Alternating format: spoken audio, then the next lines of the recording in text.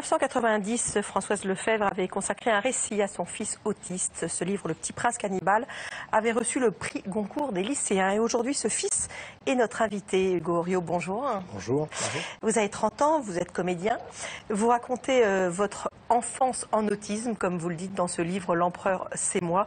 C'est paru aux éditions L'Iconoclaste. Alors, on précise, parce que j'en ai déjà parlé tout à l'heure pendant le journal, que vous êtes ce qu'on appelle un autiste Asperger. C'est une forme particulière d'autisme qui n'altère pas les facultés mentales et qui fait qu'en général, effectivement, les autistes Asperger parviennent à travailler, à s'insérer plus facilement dans la société que les autres autistes. Alors, on va parler de votre histoire que vous racontez. Vous n'avez pas parlé jusqu'à l'âge de 6 ans. Vous gardez quoi, vous, comme souvenir de votre enfance, de votre petite enfance ? Ce sont des souvenirs que j'ai longtemps murés, et donc que j'ai ressortis dans ce livre. Ce sont des souvenirs extrêmement noirs. C'était un refus du langage, un refus de venir au monde, parce que je comprenais très bien le langage, je comprenais très bien ce qu'on me disait, oui. Je comprenais bien ce qu'on pouvait attendre de moi, mais je ne voulais pas venir au monde. Et même tout seul, vous ne parliez pas? C'était pas que devant les autres? Non, même tout seul, non. Vous ne parliez pas du tout? Surtout pas, parler. Et c'était le seul signe dont vous vous souvenez de refus de venir au monde, ce refus de parler, ou il y avait d'autres refus? C'était le refus d'exister. Je voulais retourner de là d'où je venais. Donc, étant donné que je savais que je venais du ventre de ma mère, je voulais y retourner. Et surtout, mais c'était pas une envie de mourir. C'était pas une envie de mourir. C'était une envie de ne pas vivre, de ne pas aller me mêler à cette gigantesque mascarade sociale que représentait pour moi le monde. Alors, tout au long de ces pages, vous avez une colère contre la société, contre les autres. Vous dites, mon problème c'est vous. Ça fait penser à l'enfer c'est les autres. Tout à fait. Comment est-ce qu'aujourd'hui vous vivez la société? Est-ce que ça continue d'être quelque chose de pesant pour vous, même si vous êtes inséré Si vous voulez, pour moi ça va, j'ai pas de problème. C'est surtout pesant pour de nombreuses familles concernées par l'autisme en France, qui se retrouvent prises au piège, j'ai envie de dire, de l'autisme des institutions françaises en la matière, qui ont plus de 30 ans de retard. Il suffit pour ça d'ouvrir les yeux, de sortir justement de l'autisme et de regarder autour de nous les autres pays en Europe, Scandinave, Italie, États-Unis, où vous avez 80 à 100% des enfants autistes, Asperger ou pas, et dans tous les handicaps en général, qui sont scolarisés. En France, c'est à peine 20%. On les laisse sur le bas-côté, on les laisse pourrir dans les institutions que l'on appelle pudiquement hôpital de jour, terme pudique pour dire hôpital psychiatrique pour enfants, dans une prise en charge qui coûte extrêmement cher aux contribuables. C'est pour ça aussi qu'il faut mettre le point là-dessus, c'est que c'est un problème qui sort largement de l'autisme. C'est un problème également économique. Aujourd'hui, on parle souvent de crise, alors on nous sort des réformes. Croyez-vous au plan autisme, par exemple? Le plan autisme? Oui, c'est quelque chose où vous dites, ah, enfin on bouge? Enfin on bouge depuis 30 ans, mais lorsque j'apprends qu'on essaie de faire passer par derrière un amendement à l'Assemblée nationale 274 qui vise à donner les pleins pouvoirs à l'éducation nationale d'exclure les enfants porteurs d'un handicap, c'est-à-dire que l'institution, l'éducation nationale aura les pleins pouvoirs pour dire qui aura le droit et qui n'aura pas le droit de siéger sur les bancs de nos écoles. Les associations sont en train de hurler contre ça. Mais eh bien, je trouve que la petite poignée de parlementaires et d'élus qui osent encore défendre cet amendement, je ne vois pas comment ils peuvent demeurer crédibles aux yeux des Français. Est-ce que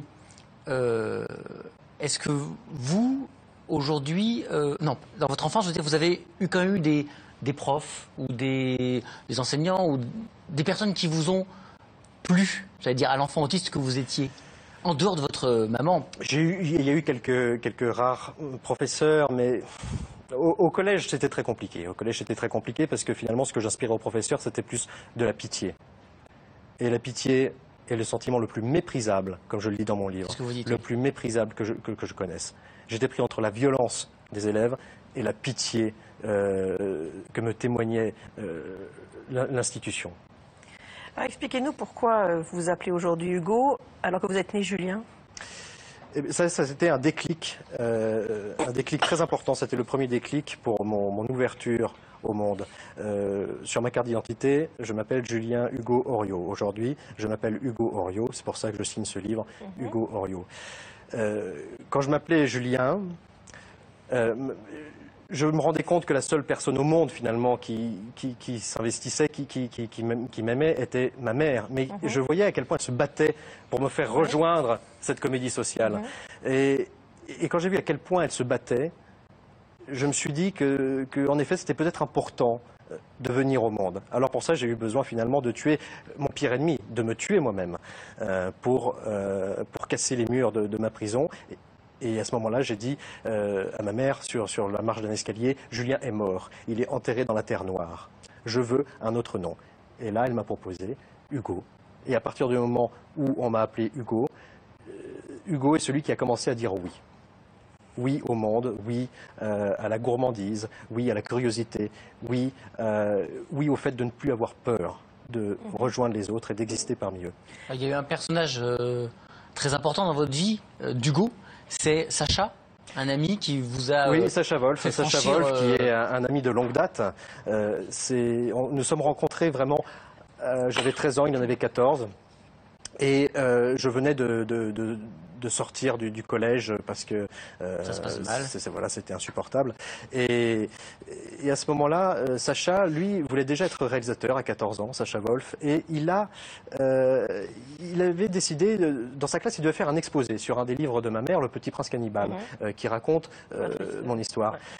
Et donc, il s'est dit, pourquoi pas faire un documentaire avec Le Petit Prince Cannibale en personne. Ce qu'il a fait. Et à partir de là, je me suis retrouvé à parler pour la première fois de ce qui m'était arrivé, de mon enfance. Et ça a été aussi la naissance d'une amitié. D'ailleurs, nous continuons toujours à travailler ensemble. Ce livre, vous l'avez écrit comme une urgence ? Oui, c'était une urgence. Un livre que j'ai écrit en 2 semaines. Et en même temps, quelque part, je peux dire que j'ai mis 30 ans à l'écrire. C'est le résultat de...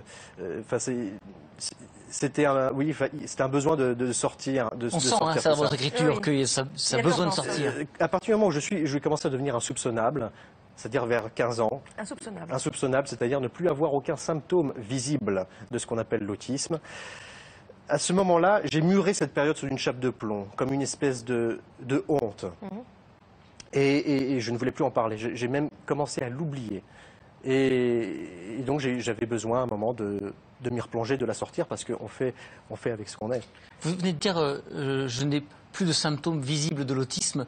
Ça veut dire qu'aujourd'hui, vous vous considérez encore comme autiste qui a su passer par-dessus, ou est-ce que plus du tout, c'est une histoire passée?